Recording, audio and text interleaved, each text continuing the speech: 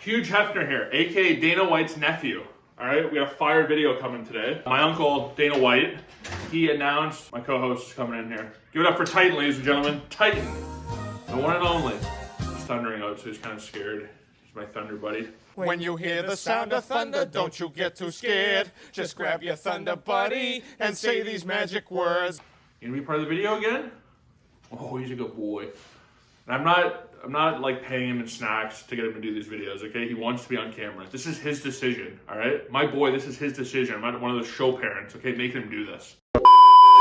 My uncle Dana White announced UFC 316, all right, happening in New Jersey for some reason. They do fights there when they can't do them in New York. The two main events are, I like them. I'm into them, okay? It's SUGA Sean O'Malley, the ultimate Dana White privileged athlete, in a rematch against Merab, okay? Which might be one of the pound for pound best in the game right now, especially after that last win.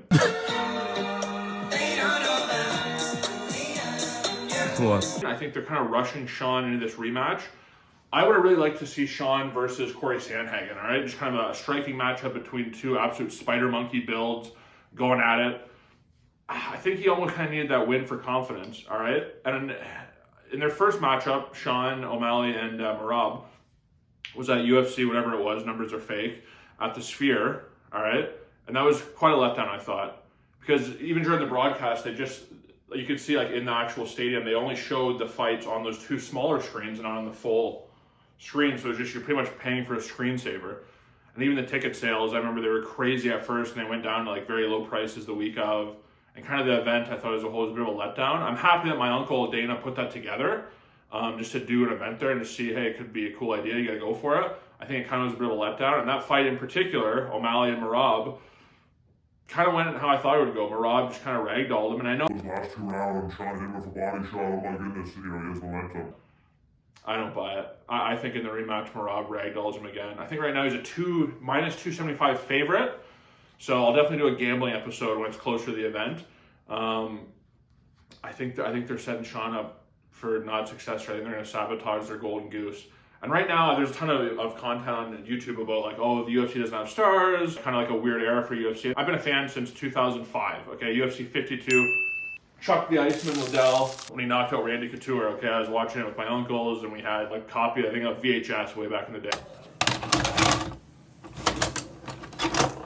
There's always been this kind of thing with UFC where there's stars, there's not stars, it's up and down, it's an ebb and flow thing. And right now there's not a ton of stars, if any, especially now that Pereira lost.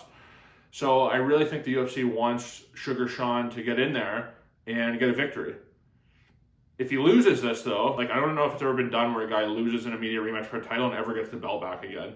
It's like the odds are really against him. I would have had like a tune-up fight or a fight to build some confidence for him.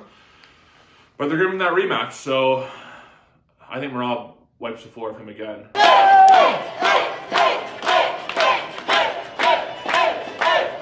We'll see. And the co-main event on UFC 316 was the women's fight, the Battle of the Broads. It was Kayla Harrison, aka Hulk Hogan's daughter, Brother! versus Juliana Pena. Now, Juliana Pena, I'll always love the rest of my life. Because at a family Christmas a couple of years back, I talked the boys into, hey, let's throw $100 each in and let's bet on Juliana Pena to beat Amanda Nunes, okay? The real female goat, the lioness, also the most annoying post-fight giver of all time.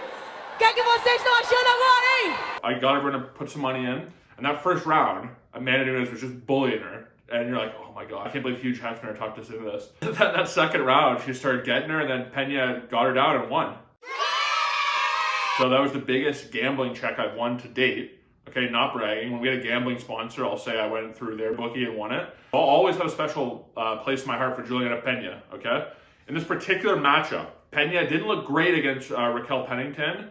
It was a very boring, very weird, grinding fight. And I don't think Pennington she's really kind of run-of-the-mill. I like her story. I don't think she's some crazy unicorn talent. And Pena barely beat her. If she even beat her. It was a split decision. I remember that fight was really dicey. Dicey. I think Kayla Harrison, aka Hulk Hogan's daughter, will be able to win if she can make that weight cut. I don't know why they don't let her fight at 45. I don't know why they're making her cut. They're doing the same thing they did to Cyborg where they make her cut all this weight.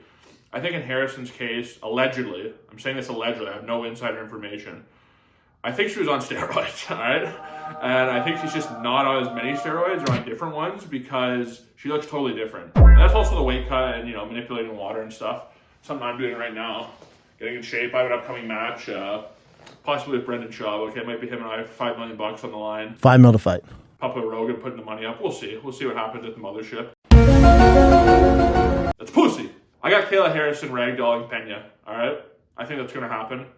Maybe. Long way away till the gambling show. We can put all the, you know, prop bets and really go crazy with that. But I'm very excited that my Uncle Dana announced this fight. I think UFC 316 is a pretty cool event. I'm into it. What do you think? Who do you got? Is the UFC sabotaging Sean O'Malley, the DanaWhite privilege kid? Are they sabotaging him? And I'm saying he's DanaWhite privilege because he clearly lost the Peter Yan fight. Aljamain win was super impressive. That was a great win. The Cheeto fight was crazy. Cheeto's a beast, but obviously O'Malley looked great in that. And then I don't think O'Malley beats Khabib's cousin or Merab. I think these guys are just little bandits. I don't know if he can beat them off. Beat him off. I'm very excited for those fights. I'm cranked up on pre-workout. Shout out, another brand deal on the way. Okay, pre-workout sponsors coming in. He's not natural.